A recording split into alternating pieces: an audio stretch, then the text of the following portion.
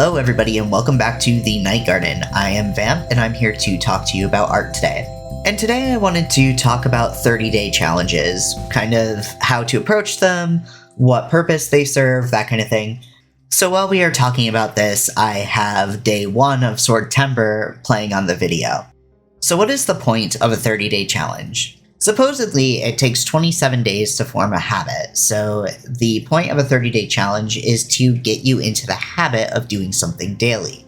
Whether that is to speedily make new work, like a full illustration per day, or that is to get you in the habit of sketching, small sketches, that type of thing, or write a certain amount of words per day, that sort of thing. So it's just meant to get you into the habit of doing whatever you want to do in a daily mindset or weekly mindset or whatever your approach is.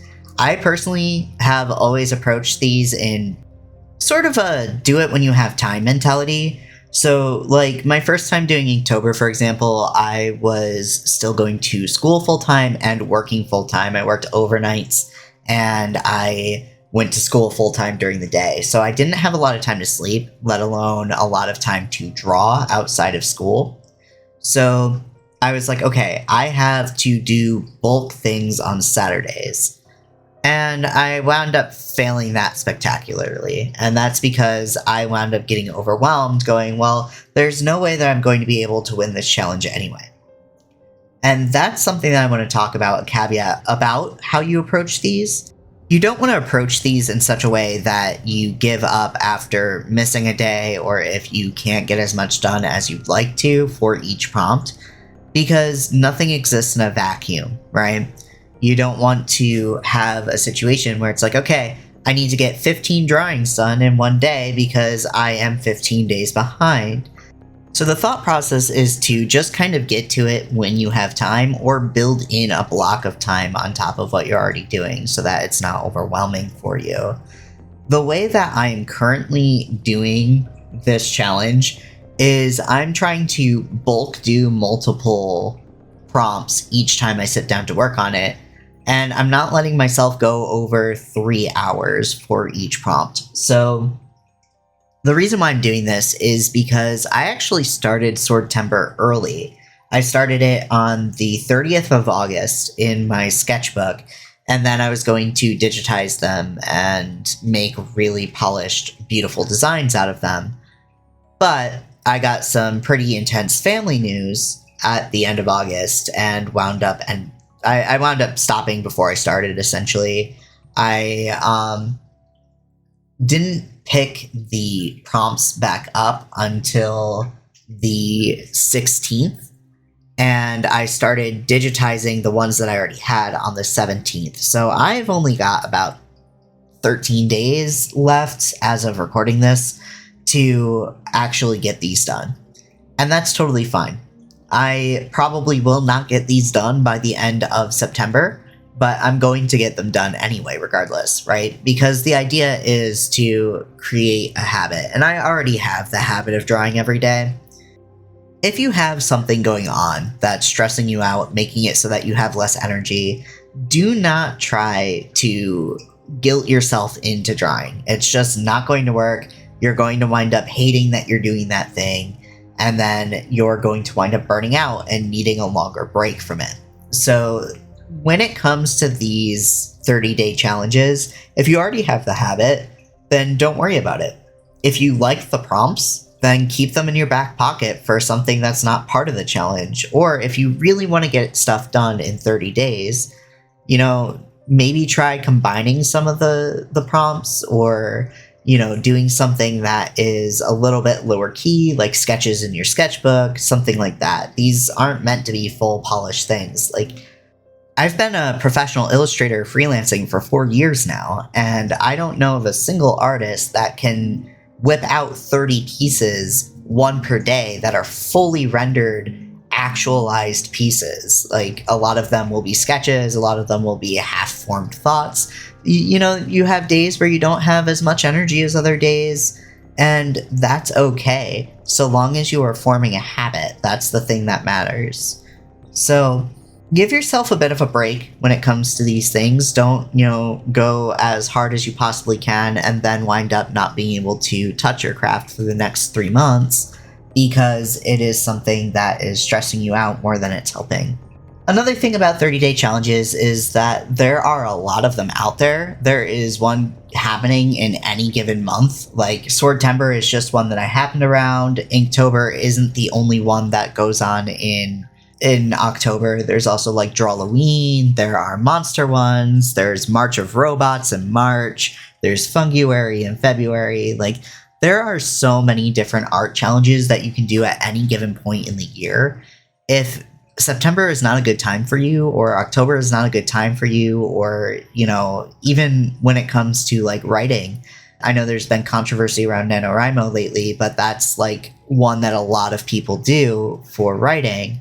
And if November is not a good time for you, just find a different challenge or do your own guided one in 30 days whenever it works for you. The point of a 30-day challenge isn't to show off that you're doing the challenge so much as it is to prove to yourself that you can do the thing that you're striving to do. So when it comes to your goals in this context, make sure there's something that's helpful instead of harmful. Make sure you protect your mental health as well as your physical health when you're doing these things. And just kind of take it a day at a time. So with that, I am going to fade up the music and let the drawing take over the star of the show, and I will be back at the end of the video.